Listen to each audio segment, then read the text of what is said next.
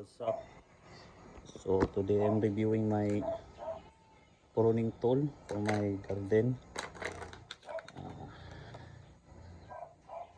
in which I buy it in Shopee. So I think maybe it will serve its purpose. I'll try it in my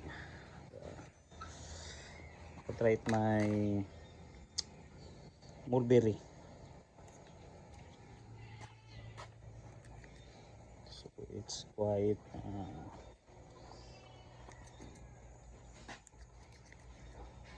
handy when it comes to pruning my mulberry.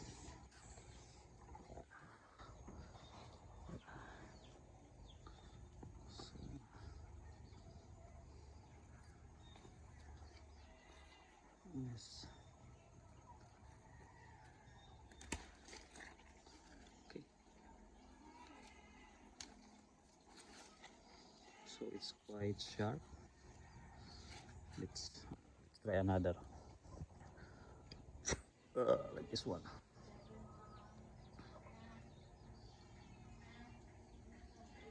Yes.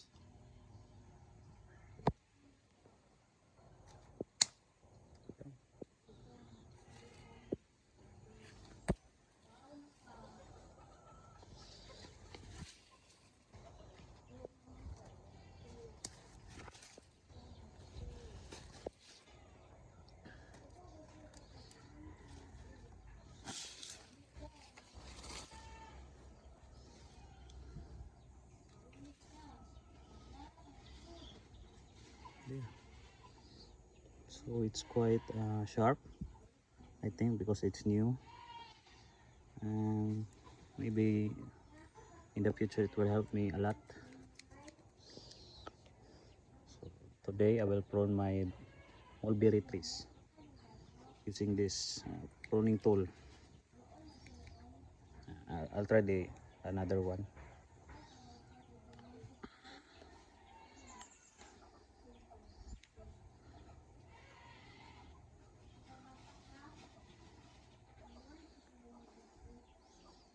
So I think I'll try in this.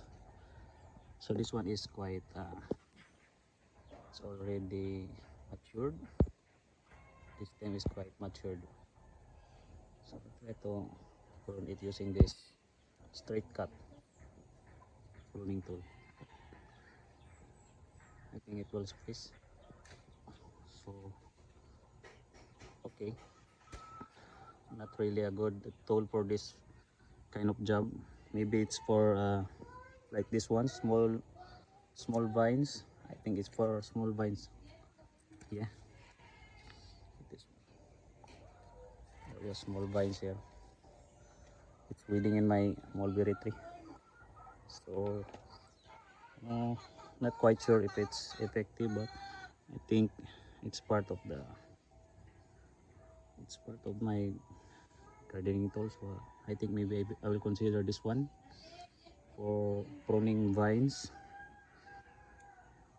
Then I'll try the I'll try the other one, the what you call this,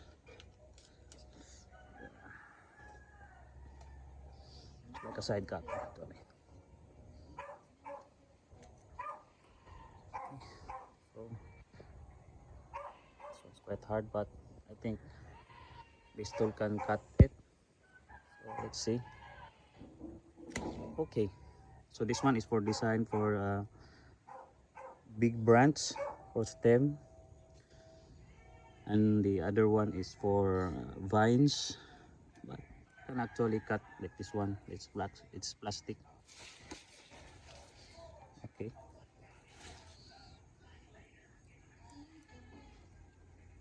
yes, you just lock it like this one.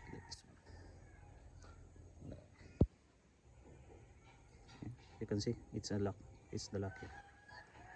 It's how to use this tool on how to lock it. Then you unlock it, then